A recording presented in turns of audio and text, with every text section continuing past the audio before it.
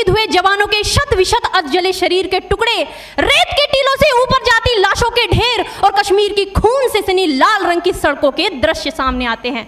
उस पर मेरे प्रतिपक्षी महोदय का कहना ये कि मानवाधिकारों की अनुपालना करते हुए देश से उग्रवाद और आतंकवाद को समाप्त किया जा सकता है। महोदय, अब तो हमारा तिरंगा झंडा भी हमसे ये पूछने लगा है कि क्या बात है भारत, आजकल फहराने से ज्यादा मैं कफन में दफनाने के क्यों काम आ रहा हूं।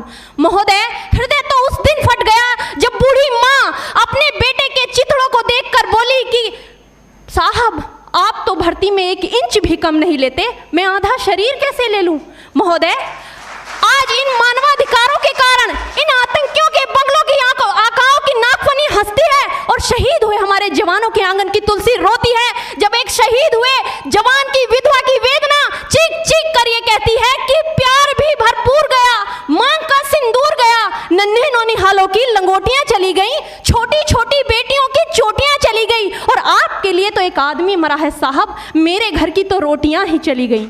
महोदय, किसी भी युद्ध को जीतने के लिए पहल करना सबसे ज्यादा आवश्यक है, क्योंकि इतिहास गवाह है कि पहल करके बड़े बड़े युद्धों के परिणाम बदल दिए गए हैं। परंतु आज मानवाधिकारों के कारण हमारे देश के जवान इस कदर बंधे हुए हैं कि अपनी ड्यूटी पर खड़े होकर भी वो आज पहल करने से डरते हैं, क्योंकि महोदय भविष्य में उन्हें कटघरे में खड़े होने का डर सता रहा होता है।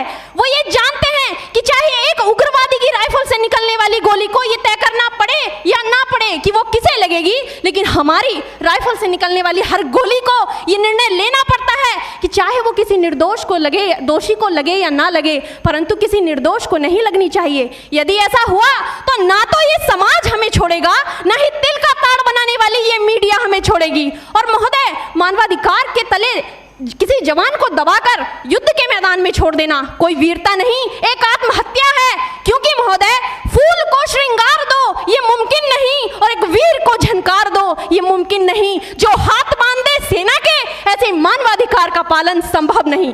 महोदय, आज सत्यनिष्ठा के मार्ग पर चलते हुए भी हमारे देश का जवान इन आतंकवादियों, इन पत्थरबाजों से डरता है, क्योंकि वो जानता है कि उसकी राइफल से निकलने वाली गोली अगर टारगेट को हिट नहीं भी करेगी तो भी 400 मीटर तक जाएगी, और यदि इस बीच वो किसी निर्दोष को लग गई तो महोदय हमें अपनी नौकरी से हाथ तक धोना पड़ सकता है।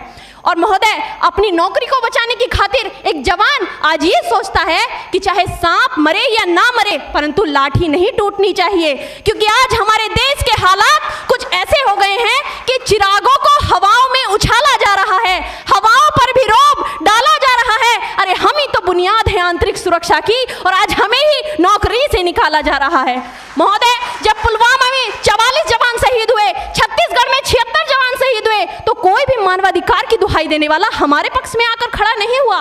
परंतु जब जेएनयू विश्वविद्यालय में एक देशद्रोही के द्वारा भारत तेरे टुकड़े होंगे, अफजल हम शर्मिंदा हैं जैसे देशद्रोही नारे लगते हैं, तो सारे मानवाधिकार के ज्ञाता आकर उसके पक्ष में खड़े हो जाते हैं। तभी तो क्या कहा था उस देशद्रोही ने कि तुम एक अफजल को मारोगे, हर घर से अफजल निकलेगा। तो मैं भारत की बेटी अपनी भारतीय सेना की तरफ से आज ये ऐलान करती हूँ कि उस घर में घुसकर मारेंगे जिस घर से अफजल निकलेगा, वो कोख नहीं पलने देंगे जिस कोख से अफजल निकलेगा।